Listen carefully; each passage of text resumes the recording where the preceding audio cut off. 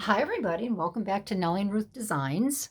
Bird October has been completed, and I must say it was a wonderful challenge. I really enjoyed it, and I think I'm going to continue with um, some more of the bird collages because I just find that I really, really enjoyed them. So it'll be, something nice to do as a filler in between journals and some other projects I have going on. So what I want to do is show you the remaining um, birds that I needed to complete. I think there might be one or two in here that I've already done. There's some new ones. I'm also starting a collage journal, and I'm going to show you that and what I'm going to do with that. So we'll do a little flip through.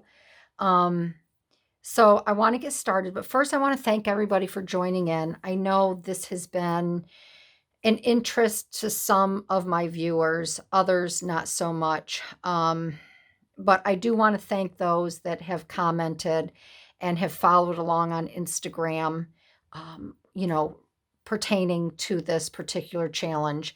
And if you're new to my channel, I'd love to have you stick around. You can see some of the art that I do. And I'm inspired by a lot of other collage artists out there. Collaging is new to me. I've only been doing it, well, I would say since January, because Marguerite Miller, I have her to thank for that, and Jana over on Instagram. I'll put Jana's information down in my description so you can go to Instagram if you're on there and take a look at some of her collage work. I really like it. It's just different, it's unique, but I find I'm really enjoying this. It's very soothing. It's just a wonderful thing to do. This type of art. So let's get started. I'm going to go through what I have here, and if I've shown it before, um, just you can just continue to follow along. But I want to explain in my past Birdtober videos, I've done a couple collages with you. This one, everything is complete because I want to get over to the journal where I'm putting these in. So, and these aren't in any particular order. I've substituted a few birds because I couldn't find them. But if it said, like, if it was a certain type of finch and I didn't have that finch, I just substituted it for something else. But I think there are 31 birds. I might be one short because I didn't do a bird of my choice, which I will do when I have time. This little sweet little bird here is the peach-faced lovebird, and this was one of the requests was just a lovebird, and I picked the little peach-faced one because I thought he was really cute. On this one, I just did some stitching around and added a faux stamp and some other little pieces here. Um, but I really liked this black and white floral design, and I just thought that he would stand out really well with that. And these are all done on the back of these oversized playing cards, and I really like the texture, not the texture, but the weight of these. So they're all done on here. So that is the little peach face lovebird. And then this one here is the northern bullfinch. Again, um, she had asked for the bullfinch, and I picked the northern. And I just thought these two, they just looked very Christmassy and just really, 'tis the season type. These would be really pretty on a Christmas card. So I went back and I looked through some of my Christmas ephemera, and I thought this tag would be really cute, this packaging tag. And then this, I think, is from Tim Holtz here. I think all of these are from the Tim Holtz Christmas from last year or the year before. And I love the yellow gingham background. I just think it really makes the birds pop out, and it's just something different. So that's the bullfinch. This here is the myna, the comet. She had on there MYNA, but I could only find the MYNAH. This is the common myna, and I thought this was a lot of fun. Um, I have some vintage children's books, and the story behind this, he's pointing out the crows, and they're getting into his field, and he's teaching his son and daughter about farm life and so on and so forth. So I chose this image here. I just thought this was fun, and he's just kind of this large myna is just sitting in the back, standing in the background. And then again, I added the black and white. This was a little extra leaf hanging around. I thought that would be cute, kind of on his back there, and then a butterfly. So that's the myna.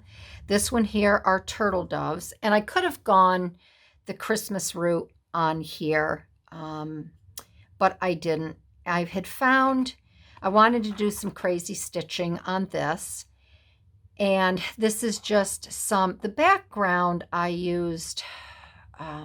These are really fun, and if you make purchases from AliExpress, I'm going to show you what my background is, because I did use it. This is from AliExpress. I want to show you. There are these here. This is Beethoven. This is Da Vinci. And where's my other one? There's a Darwin's manuscript. And these are just really fun little sheets of paper. They're not stickers, but they have the Beethoven this has writing for Darwin. The Beethoven has some music on it. So this is music here. And these are really good for background. And then you have, this is Da Vinci.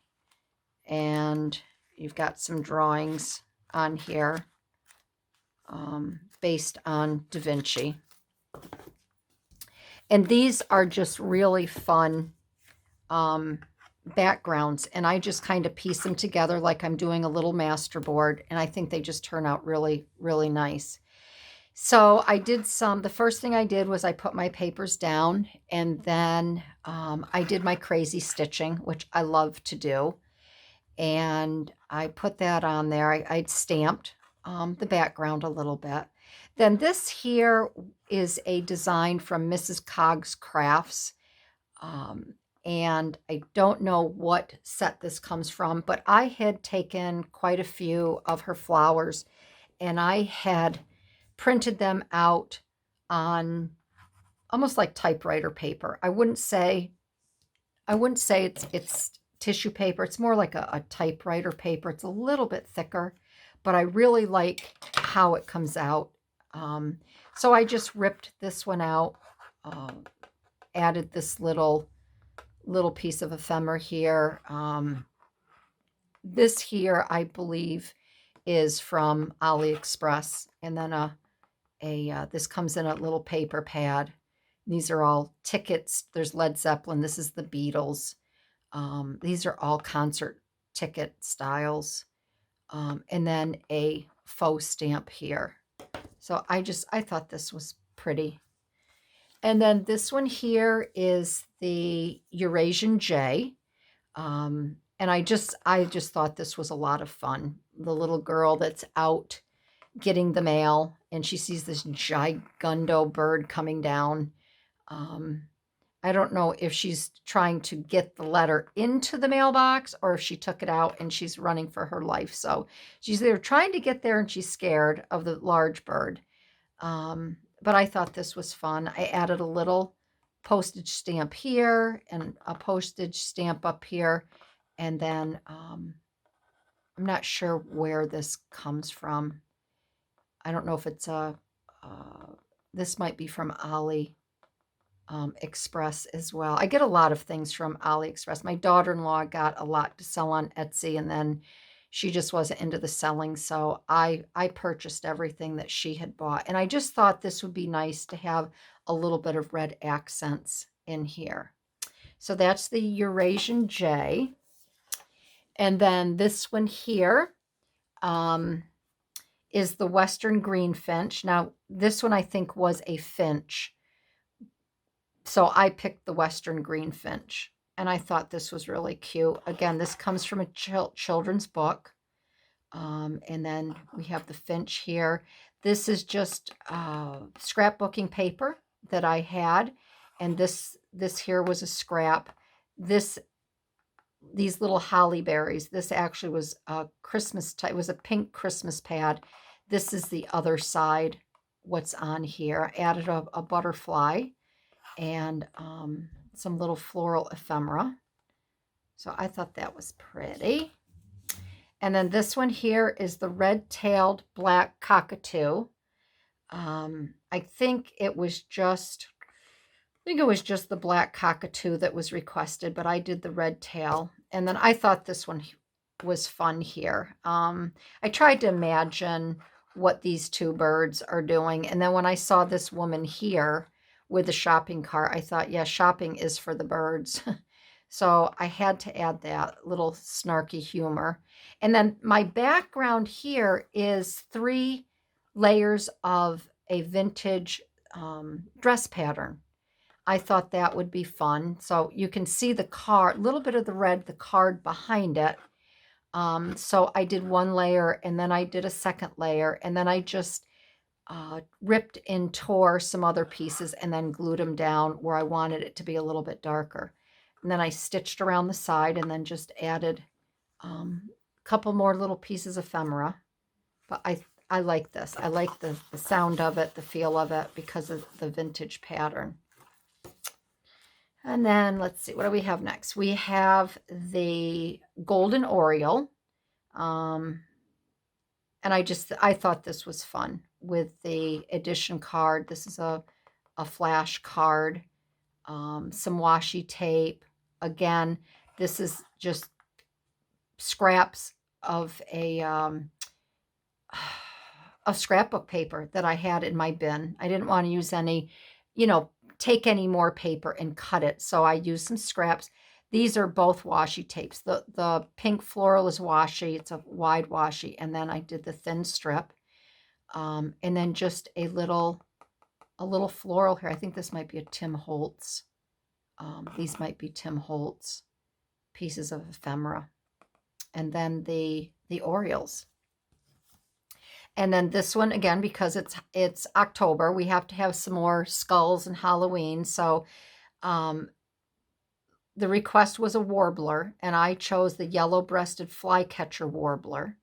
And I just thought this was a lot of fun. Just very simple, basic. I didn't do any stitching. I thought the plaid would carry the background. I didn't glue the butterfly all the way down. I wanted to have this raise up just a little bit, have these wings curl up just a little bit to give it some depth in the book or whatever. But the skull is a digital download. I don't remember who this comes from. I could, if anybody's interested, I could find out for you. But I thought these were really cool. So I just have the bird hanging out on the side of his glasses and perched on his black hat. And then his bow tie is the butterfly. So this is one of my favorite ones. It's just simple. I like it. It's just, I think it's cool. The Great Blue Heron. This is from a reference bird book. And then again, this is just scrapbooking paper behind here. And then these are all Tim Holtz pieces of ephemera that I put on here. And I really liked the way this, I wasn't sure how I was going to do this one, but I really liked the way this one turned out. And again, I have to have a little splash of red. I just think red adds a lot to a little piece of artwork. This is the Egyptian vulture, and I just thought these two birds, I just think they're magnificent. They're just very, matter of fact. They're very militaristic, I think. I just think they're very, very cool.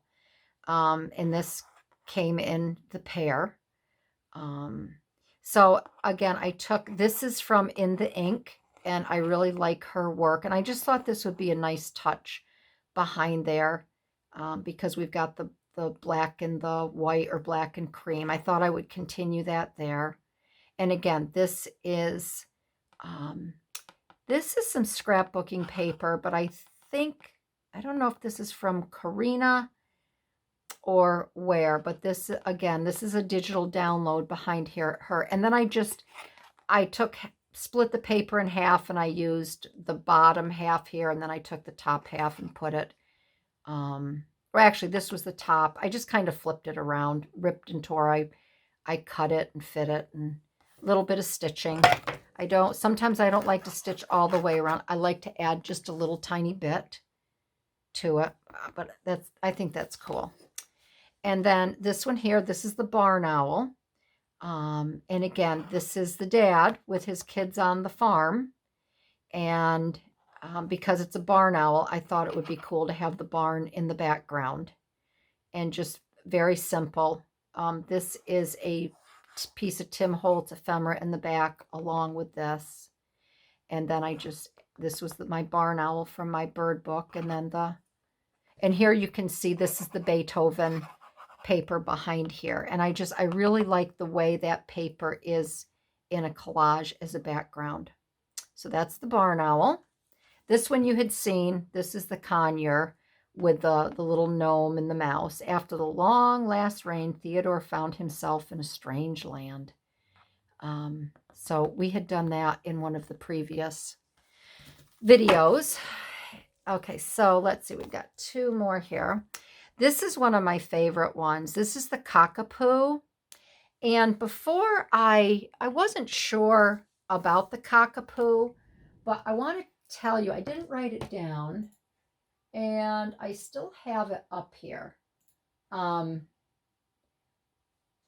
Because the cockapoo, it's cockapoo, cockapoe. I'm not sure which might be cockapoe. But the way, this was the only image that I had of this bird, and he kind of looked a little dinosaur, like a little dinosaur type bird to me. So I wasn't quite sure how I was going to use him. But the more I looked at him, I just thought he looked like a very, very gentle bird, almost shy, quiet, kind of hiding. He ducks down. So I went into my angel, and I thought, well, he needs protecting, because I don't know, to me, he just looks like he needs protection. So I went to my angel ephemera, and I found this sweet little angel with her wings. She's flown down, and she's riding on his back with a candle. And then this image here, this is of a big palm tree. This image I took off of Flickr, off of the Commons, and I just reduced it down. And I thought this would be really cool, having her come out with the butterfly. So the cockapoe, I think it's cockapoe. His name, it says a flightless parrot, whose Latin name roughly translates to owl face soft feather. Kind of sounds like an Indian name. So I'm going to give you a few facts about this bird, because I was kind of surprised after I chose what I wanted to do and I looked it up. It says it's the world's only flightless parrot. The cockapoes can't fly. They use their short wings for balance and support rather than flapping. Their feathers are much softer than those of other birds because they do not need to be strong and stiff enough to support flight. So I thought it was just really cool, because I have this angel with her wings. So because the cockapoe can't fly, if he does need to get someplace a little bit faster, she can just hold on and she can carry him wherever he needs to go. It says, even though they can't fly, they get around. The cockapoe has strong legs that make it an excellent hiker and climber. On the ground, they move around with a jog-like gait. They can also climb tall trees and use their wings to help parachute to the forest floor. What's one other? Cockapoos freeze when startled. So they're kind of, kind of scared. One of their defenses is to freeze and hope to blend into the background when danger is near. So I thought that was cool because you have different shades of green here. So this sweet little guy can just camouflage himself into this scene here. This worked well when their only predators were eagles that used sight to hunt. It's not so successful with introduced mammalian predators that rely on their sense of smell to find prey. They are nocturnal. They roost in trees or on the ground during the day and only become active at night. And then the last fact here, it says they smell nice. It says the kakapo has a well-developed sense of smell, useful in its nocturnal lifestyle. It also has what's described as a musty, sweet odor. This likely helps kakapos find each other in the forest. Unfortunately, it helps introduced mammalian predators to find them. So they have they smell nice. They have a little maybe like even though it says a musty smell, it must be like a little perfumey style. So I just think they're adorable. And if you look them up online, you can see the front of their face, and they look like an owl, but they're a really, really sweet bird. So I'm glad I picked the angel for this one.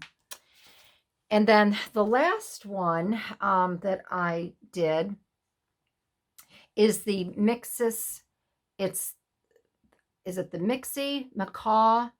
I think that's what they call this one. I haven't labeled this one yet, but I thought this was fun. And I knew I wanted to do something totally different. And this background comes from a dry cleaning book, a vintage dry cleaning book that I have. And I have this macaw sitting on his wrist because this is his pet. And I have this woman down here who sits all day in the rocking chair waiting for her laundry. And she likes to hang on to but she's afraid the bird's going to fly away. So she will constantly hang on to his tail so he doesn't go anywhere. And then I put a little 65-cent, because that's how much it costs to have your laundry done, 65 cents. And then I just added down here some I Pledge of Allegiance flags. So I really like this one a lot too. This was fun to do and think up. So I have to have some place to house all of these wonderful challenge cards, postcards, my collage cards. So what I decided to do, and I'm going to put these in here with you, I decided to use my Better Homes and Gardens book here. Just get this raised up here so you can see a little bit better.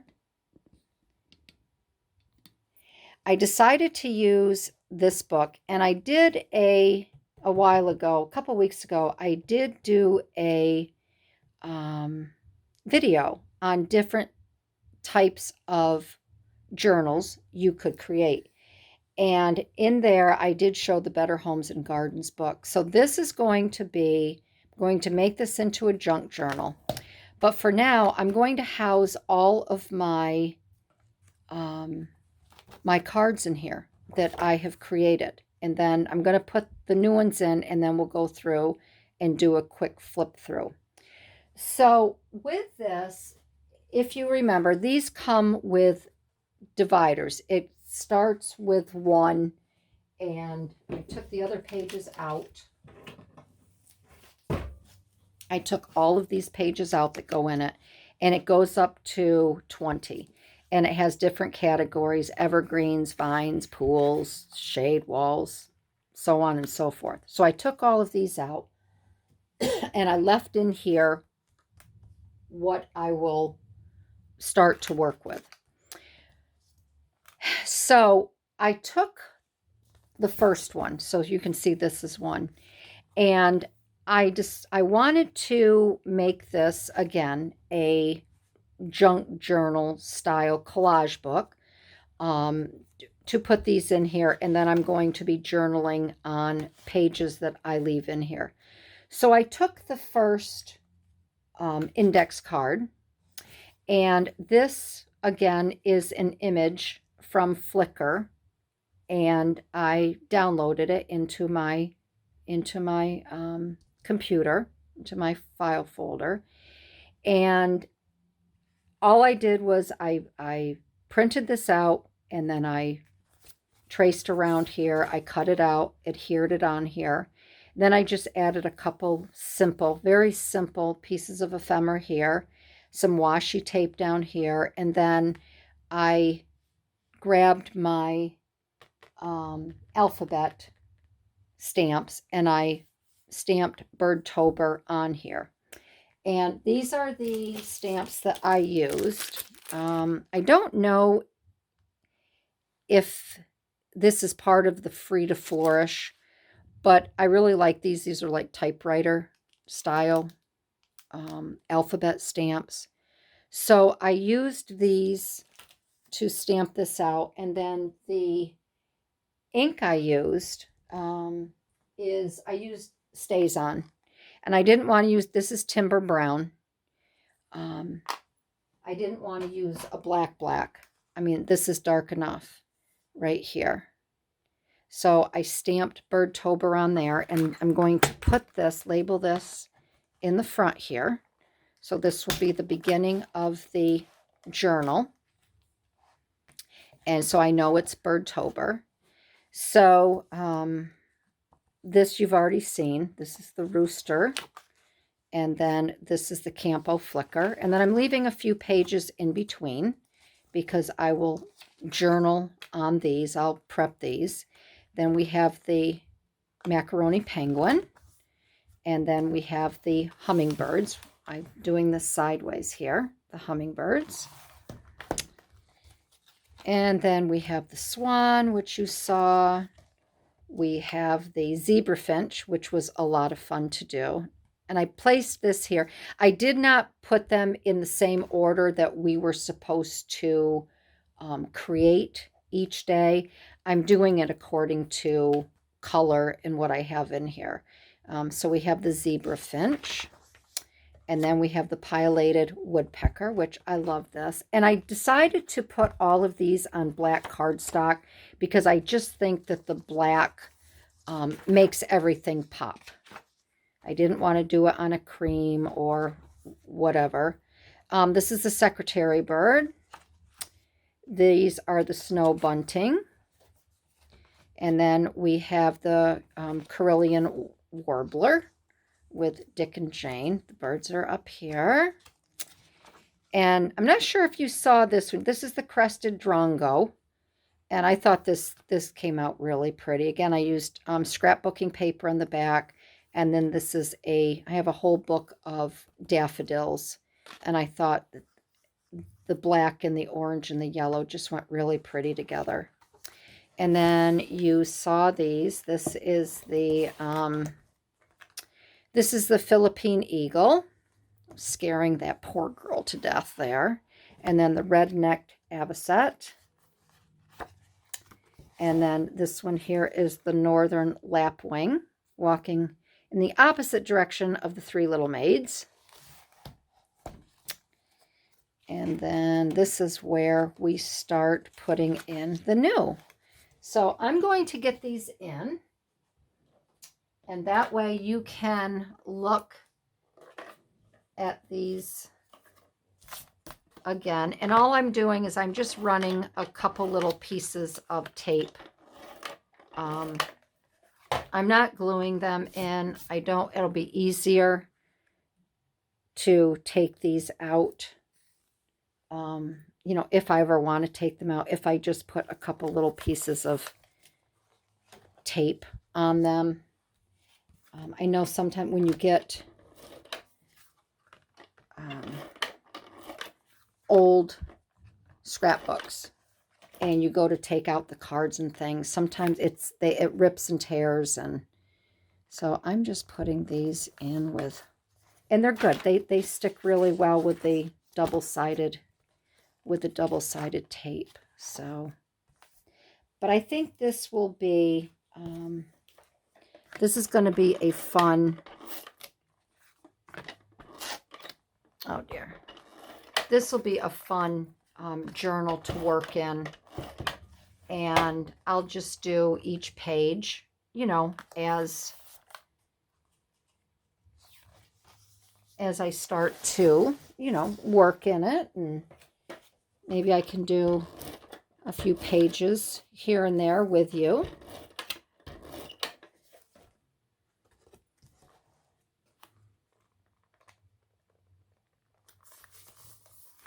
And I do like creating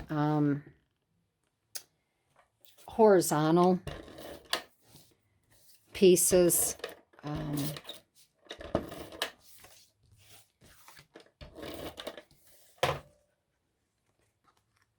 And I'm trying to, when I do the horizontals, I'm trying to, as you can see, trying to do, so I can just turn the book and look at both of them,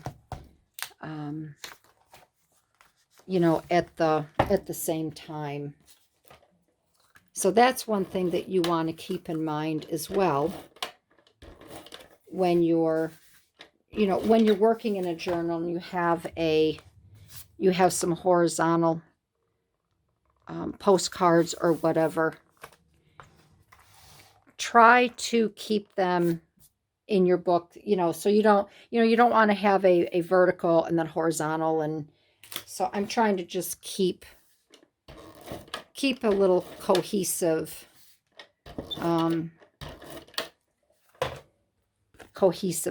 in my book here. So I could just turn it and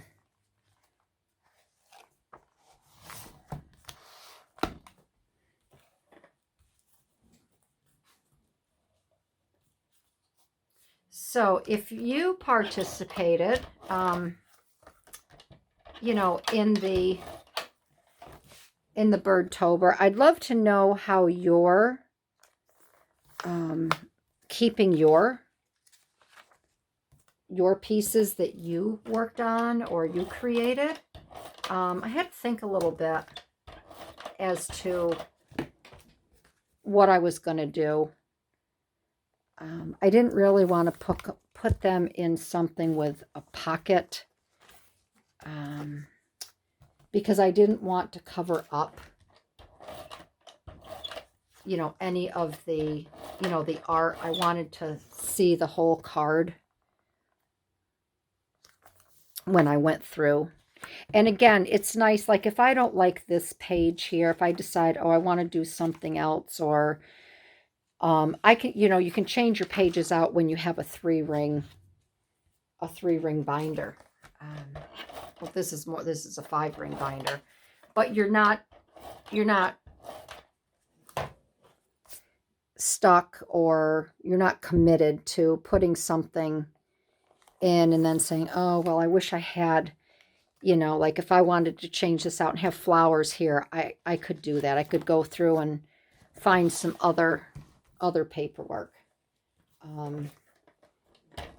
other garden scenes to put in there.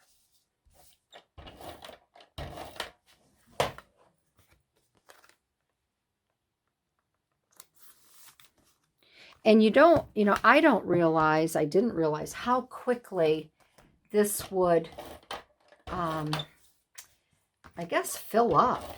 It's going to be thick, you know, already. It's getting some bulk to it. So, and that's the other reason why I do like the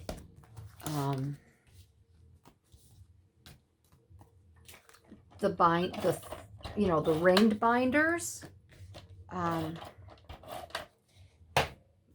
Because if I find I have, you know, pages in here that maybe I don't, like here, I have this, but I think I would like to have a page across from her instead of instead of having the parrot. So I can go through here and I can find something. Oh, that's pretty. That I could put in here across from her. So I think that's a little bit nicer. And then I have the purple, which would go just lovely with the blue. So that's what makes it nice about having a ring journal. You can change things up and do whatever you want to suit your needs. Oh, I didn't have to do that, did I? And then I'll do a bird of my choice, and I can put that on the background here. Then what I have is for my next one, I can start to work on, I covered, this is number 2.